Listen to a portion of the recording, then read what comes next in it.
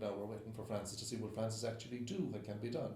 See, the Catholic Church has been anti-women because it's not just you don't allow them to be ordained, but you exclude them systematically from a whole range of positions. And you see there are women hanging on by their fingernails to the church, want their children to grow up with a spirituality that's a Catholic spirituality, go to Catholic schools and so on and so forth, and yet they're being told time and again that they're not, they're second-class citizens because, I mean, it could be changed. I mean, they don't have to change ordination if they said, okay, we're going to have, as they're trying to have in the Dáil, kind of gender balance or whatever. In the Vatican congregation, we're going to have half men and half women. Half the crowd in the Vatican would get epileptic fits over it because they wouldn't know how to cope with it. Because they're all going around with their soutanes and their surplices, and it's a kind of an enclosed little world that has to be broken. And Francis recognised that. I mean, he's already sending them home. He's sending big numbers home, apparently. Trying to sort of introduce slimline kind of Vatican and so on and so forth. So he knows what the problems are. He can see what they are. Whether he has the support, or whether the cardinals will go with him, or whether he has the health and the energy to actually do it, is another question. But those who oppose it, can they not see that that's completely out of sync with what the public thinks in the 21st century? But that's the problem. That's the problem. I mean, everyone can see it's out of sync. And the people who are outside looking at it can see that it's completely bonkers. And that's why people are disillusioned. Absolutely. Absolutely. And they're walking away. And it's very hard to blame them. It's very hard to blame them. I see them all over the place. I mean, we would have very, very few people going to Mass here, say, 20 to 30 years of age. Now, the ones that are married maybe in their late 20s or whatever, some of them would.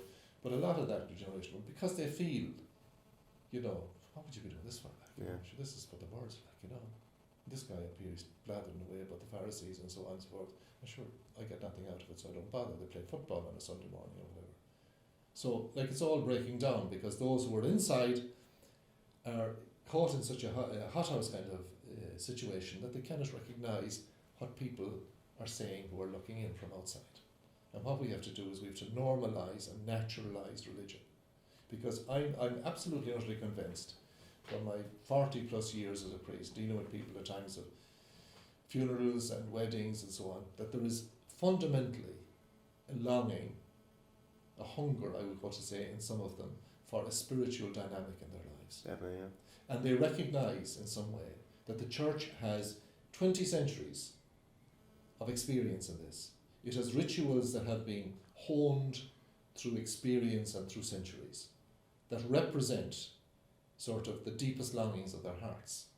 And yet, we're clouding these rituals and these rites that would speak to people and would engage people. We're clouding them with nonsense. Like, for example, we're changing a Mass that had its difficulties and its problem back to a Mass with Latinate kind of sentences in them.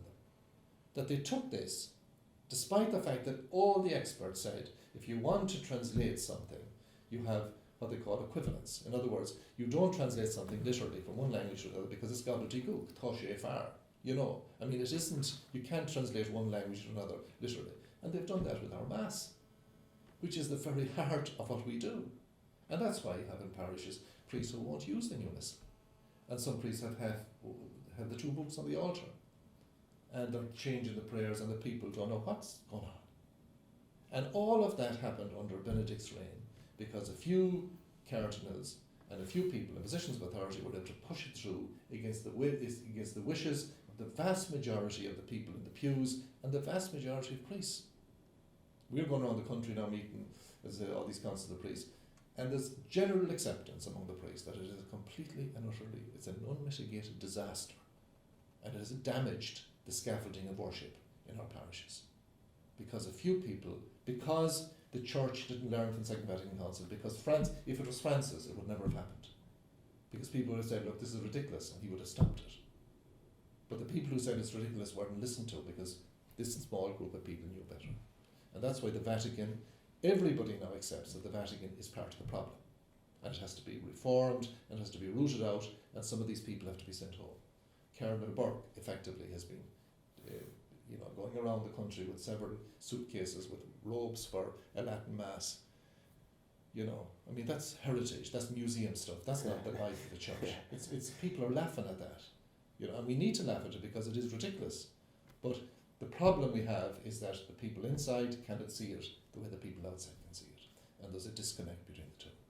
And there's such an opportunity because there is an outcry for a kind of, or there's definitely an opportunity for a community based, because the 21st century, I would find, even the people I know, it's very individualistic.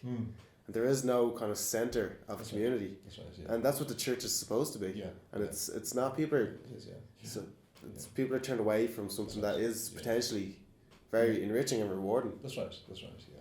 And the people, I believe people have a good instinct that they recognise how potentially rewarding this is, and they recognise that it will relieve the restlessness of their lives to some degree, and will give people a direction, and it gives people a moral compass. They mightn't always agree with what it is, but they have something to react against, or they have something to measure themselves against. And all of that's been lost. And it's a tragedy, not just for the Catholic Church, not just for the gospel, it's a tragedy for the country. Because the kind of social support there was for the right and the good thing is being lost. And then it's just, people make it up as they go along, whatever suits themselves. Whereas before this, there was a very definite kind of standard in things. Now maybe it was too oppressive, and it was too oppressive, but there was a standard against which it was measured, and it helped people relate to it.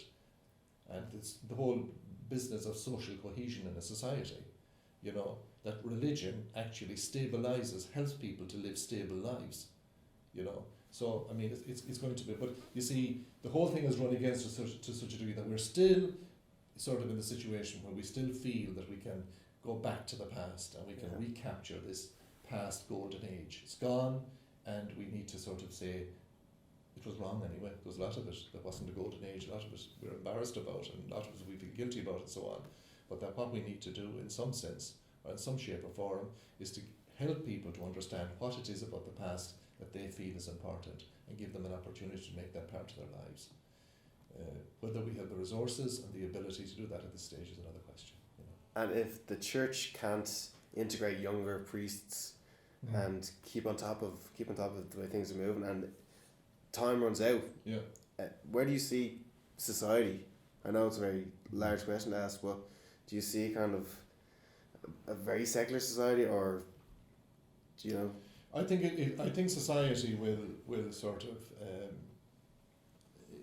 what's the word, fragment into different things. I think people will go into yoga, and people will go into fitness exercises, and whatever it is, sort of whoever, like the tele-evangelists in America, whoever can make the most noise and convince people that this is the way you should live. And there's no doubt about it that as religion is disappearing and as religion is breaking up, that in fact different people are coming in to try and satisfy the market, if you like. Celebrity culture. Yes. And young people are buying into that because they're disillusioned. And it's completely empty, and it's there's nothing in it. There's no substance in it. There's no rituals in it. You know the sort of thing, like you take a baby and you pour water on the baby. You know, they're coming to a stage where we don't understand what that's about. Yeah. You know, and the whole thing gets fragmented, and then it isn't that we become less religious, but we become religious in different ways. Yeah. And some of them are kind of crazy kind of stuff, you know, the stuff you have in America, for example, now, you know. In terms of the young priests, I mean, part of the difficulty we have is that we have very few vocations to the priesthood. But part of the other difficulty we have is that the vocations we're getting are like my parish priest in the 40s and the 50s at home. They're traditional. They want to wear black. They want to wear soutanes. They want to talk to people about sin. They'll only hear confessions in the confessional box. So there's but there are so few of them. Like, for instance, like last week, 50 of them got together in called the Confraternity of Catholic Priests in Ireland. And they're all in their 30s and 40s, from all over Ireland. And I was up in Knock. I happened to be in Knock.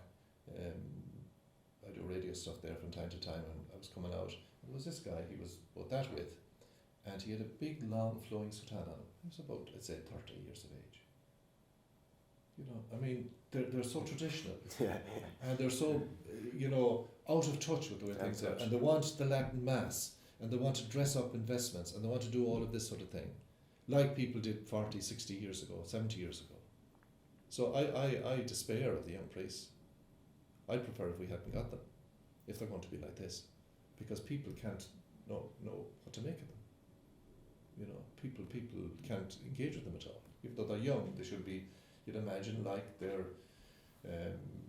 age group in society, but they're not. They're cut from a different cloth completely. So I despair of younger priests. Not them all, obviously, but of a lot of them. You know, Because they're trying to cling on to the values that have kind of brought the church to its knees at the moment. But that's part of the problem. They don't seem to see this. Yeah. You know.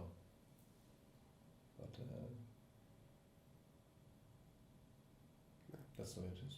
That's grand. Okay. That was it. That was very interesting. Thank you very much. Perfect. Thanks very much, Father. Really appreciate that. That's all. Excellent. Very well. There's one thing, I'm afraid, it's a bit awkward and very journalistic, but can we get a quick bit of footage of Gavin maybe walking in meetings? We don't have anything if you Aye, actually okay, meeting Father. Okay. I know it's Okay. just awkward, but I just walking here, right? yeah. Ah, Here, sure. we'll bring the tripod just over here, and then you can come and just say hello. Nice to meet you. Sorry, I know it's awkward, but these are these things are awkward. That's very interesting. Yeah. Okay. Very, very, very nice. Eye-opening more than anything. Okay, is it recording? No. No.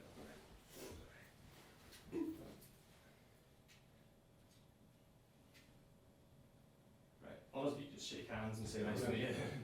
Oh, you want it? Nice to see you. I see you right back. Thank you very much. No. Okay. Well, that was really Father Hoban very Yeah. really You're appreciated. very welcome now. The long journey back now. Yeah. So you had nothing else.